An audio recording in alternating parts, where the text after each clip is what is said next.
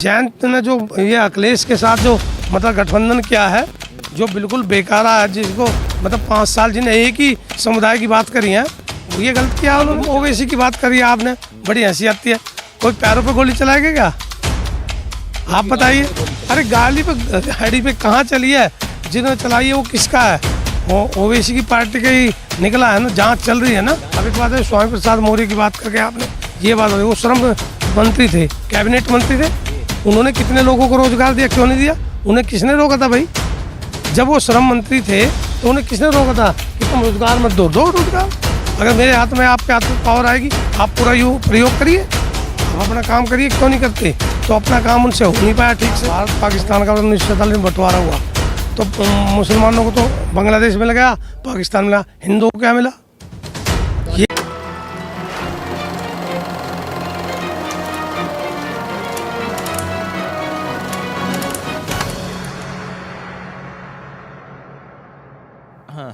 नमस्कार, मेरा नाम है प्रशांत कौशिक। आप देख रहे हैं नज़र टुडे। लोनी विधानसभा के निस्तौली गांव में हम चुनाव यात्रा करते हुए पहुंचे हैं। यहां के लोगों से जानने की कोशिश कर रहे हैं कि जयंत चौधरी और अखिलेश का जो गठबंधन है वो कितना मजबूत है पश्चिमी उत्तर प्रदेश में, खास तौर पे क्योंकि ये जयंत का कार्य क्षेत्र भी है, उनकी कर्म भूमि है।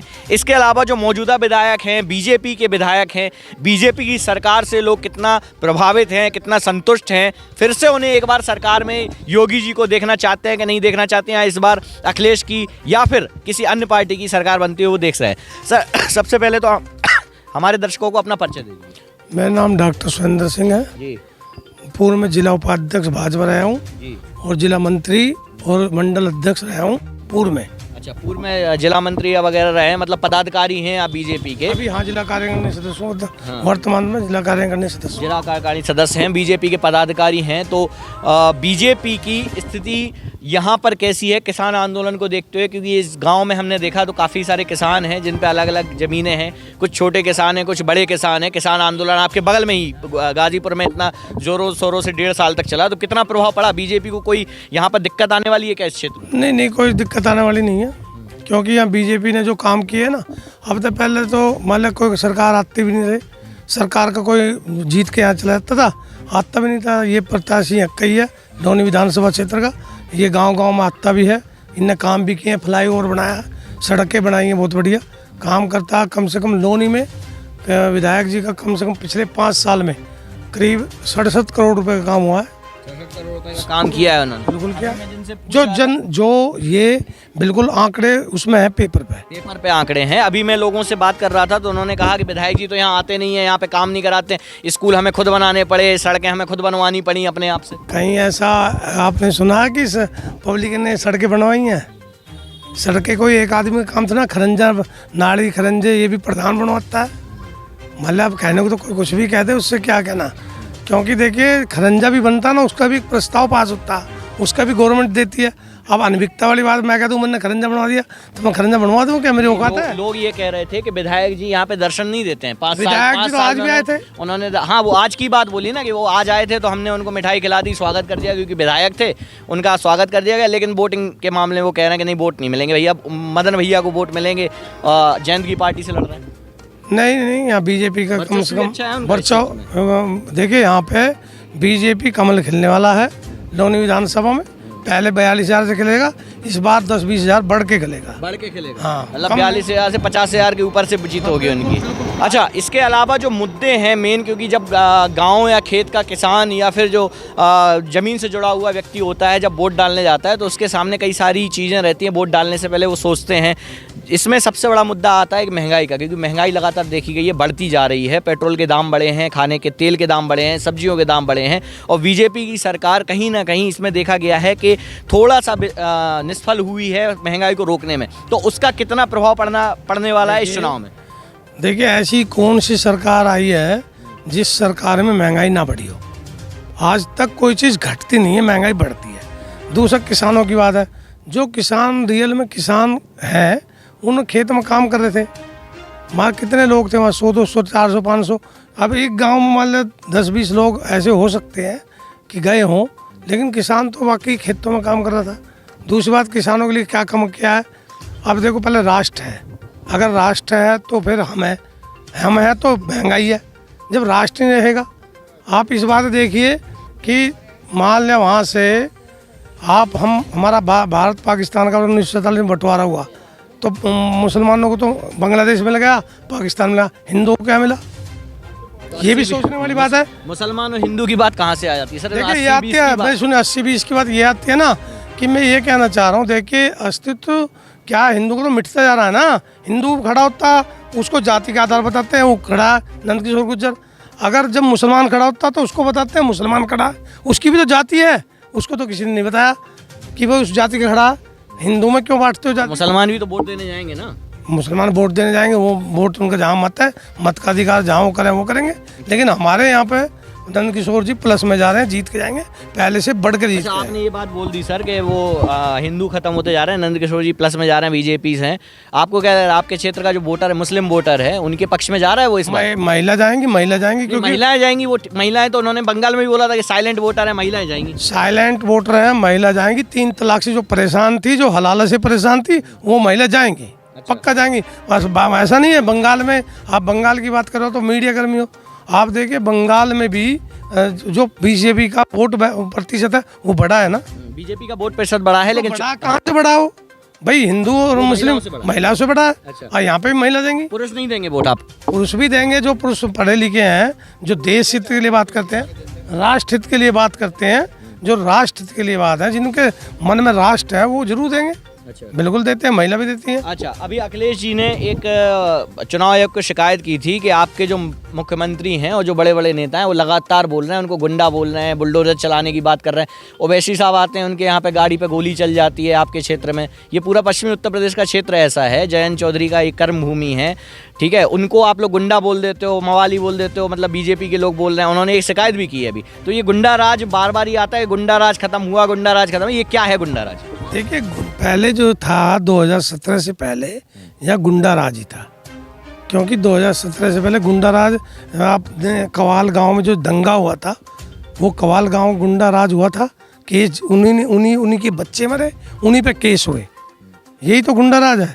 और जो आदमी अपने मानव अधिकार को बोल भी नहीं सकता, अपनी बात बोल भी नहीं सकता, और अपनी बात बोल के रख भी नहीं सकता, जो अपनी बात कह नहीं सकता, उसी गुंडा राज कहते हैं। आज मैं बोल रहा हूँ तुम्हारे सामने, ये निष्पक्ष है।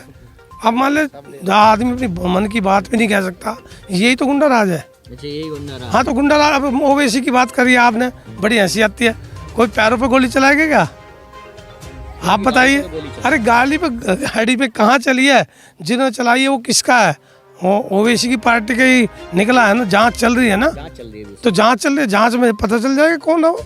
जांच में आप दूध का दूध पानी का पानी हो जाएगा। अच्छा अखिलेश, ये जयंत, मैं आपसे पूछ रहा था, जयंत की कर्म भूमि है, चौधरी चरण सिंह इसी क्षेत्र से आते थे, या इस क्षेत्र से आगे किसान पुत्र थे, किसान के तौर पर फिर प्रधानमंत्री बने, किसानों का नेता उन्हें माना जाता था। तो ऐसी क्या नाराजगी है इस क्षेत्र के लोगों की चरण सिंह के बाद कि उनकी पार्टी का जो है लगातार ग्राफ नीचे गया है, और जयंत चौधरी भी इस बार जो लड़ रहे हैं, पहला चुनाव होगा अजीत सिंह के बाद उनका, अजीत सिंह जी के जाने के बाद पहला चुनाव है, तो किस प्रकार आप देख रहे हैं, सीटें वगैरह मिलेंगी उन्हें? देखिए चौधरी चरण सिंह साहब बहुत अच्छे नेता थे, बहुत अच्छे नेता थे। उनकी बात हम जयंत से नहीं कर सकते, क्योंकि जयंत तो उनके बहुत ही मतलब कुछ भी नहीं जानते हैं।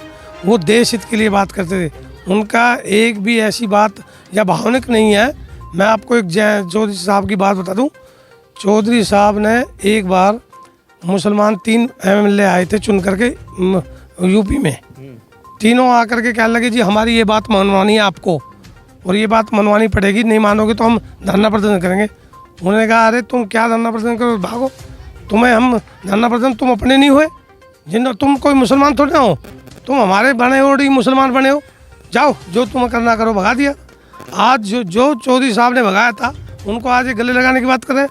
वो हिंदू कहाँ, हिंदू तो बने मुसलमान है भारत के, कहाँ से मुसलमान कोई अरबी थोड़ी है वहाँ से आए बाहर से, वो यहाँ से आए थे। चौधरी साहब जैसा नेता तो हो नहीं सकता, हम भी उन्हें अपना आदर्श मानते हैं। लेकिन जयंत ने जो ये अखिलेश के साथ जो मतलब गठबंधन किया है, जो बिल्कुल बेकार है, जिसको मतलब 5 साल जिन्हें एक ही समुदाय की बात करी है, वो ये गलत किया उन्होंने। तो चाह रहे थे कि आपकी पार्टी में आ जाए, कौन आपके साथ गठबंधन। अगर जयंत चौधरी हमारे आते तो हम तो वेलकम करते हैं, आज भी मोस्ट वेलकम करते हैं, सही जगह वो आए, आज भी आ जाए। अच्छा, इसके इसके अलावा आपकी पार्टी में जो फूट पड़ी है सर, उसके बारे में क्या कहना है? कि स्वामी प्रसाद चले गए, कई मंत्री चले गए, विधायक चले गए, 5 साल आपके साथ रहे, अब चले गए, कितना घाटा हो रहा है? देखिए हमें कोई घाटा नहीं हो रहा है। वो बसपा के थे, बसपा में आए हैं, सपा में चले गए। उनका काम है 5 साल सुख भोगना, 5 साल के बाद पार्टी बदलना। क्योंकि जब आपको पता है कि 5 साल उनका सुख भोगना है, तो आप अभी भी आप ऐसा कर रहे हैं। बीजेपी लगातार दूसरी पार्टी के नेताओं को, बड़े बड़े नेताओं को अपने में लेती जा रही है, चाहे वो जतिन प्रसाद हों, चाहे अन्य बड़े बड़े नेता हों। आपने अपनी पार्टी में ले लिया, आप 5 साल बाद सरकार आएगी, फिर आपके साथ चले जाएंगे। बात यह है कि देखिए जब बड़ा वृक्ष हो जाता है ना, तो उसे फूल बढ़िया आते हैं। जब बड़ा अपना कुंभ बनाना होता है ना, ये लोकतंत्र है, वोटों की राजनीति है। तो वोटों के लिए यहाँ पर जो आता है हम उसका स्वागत करते हैं, हमारी विचारधारा से जुड़ता है, हम उसका स्वागत करते हैं। लेकिन जब वो हमारी विचारधारा के साथ नहीं चलेगा, वो चला जाए। अब एक बात है, स्वामी प्रसाद मौर्य की बात करके आपने ये बात बताई, वो श्रम मंत्री थे, कैबिनेट मंत्री थे, उन्होंने कितने लोगों को रोजगार दिया? क्यों नहीं दिया? उन्हें किसने रोका था भाई? जब वो श्रम मंत्री थे तो उन्हें किसने रोका था कि तुम रोजगार मत दो रोजगार। अगर मेरे हाथ में, आपके हाथ में पावर आएगी, आप पूरा यू प्रयोग करिए, आप अपना काम करिए। क्यों नहीं करते? तो अपना काम उनसे हो नहीं पाया ठीक से। अब वो लगे, उनकी बेटी बन गई बीजेपी की सांसद, अपने बेटे को टिकट दिलाना कर रहे थे। वो सोच रहे थे कि भाई सारे परिवार की बन जाए। ये तो परिवारवाद पार्टी तो ना बीजेपी तो राष्ट्र पार्टी है, लोकतांत्रिक पार्टी है, सबका साथ, सबका विकास, सबका विश्वास की पार्टी है। 2 दिन बाद वोटिंग होने वाली है सर। लोनी के अलावा आसपास की जो विधानसभा हैं, उसमें जीत की कितनी दावेदारी आपकी? जीत रहे हैं आप लोग? हम देखिए 58 विधानसभा के लिए चुनाव हो रहा है, 58 में से हम 45 प्लस लेंगे। 45 प्लस सीटें आप जीतेंगे? पहले भी ली थी हमने, पहले भी ली थी, इस बार भी इतनी? इस बार भी इतनी रहेंगी, पहले भी ली थी, अब भी लेंगे। आपकी भी लेंगे। तो बीजेपी के पदाधिकारी हमारे साथ जुड़े हुए थे, उन्होंने बताया कि बीजेपी की 58 विधानसभाएं, जो इनकी पहले दौर का जो चुनाव है, उसमें से 45 से ज़्यादा सीटें, मतलब लगभग 80% से ज़्यादा सीटें जीतने का दावा है। देखेंगे 10 तारीख को चुनाव होगा, 10 मार्च को जब चुनाव खुलेगा, कितनी सीटें इस क्षेत्र से बीजेपी को मिलती हैं और कितनी सीटें जयंत और अखिलेश गठबंधन को मिलती है। बहुत बहुत धन्यवाद।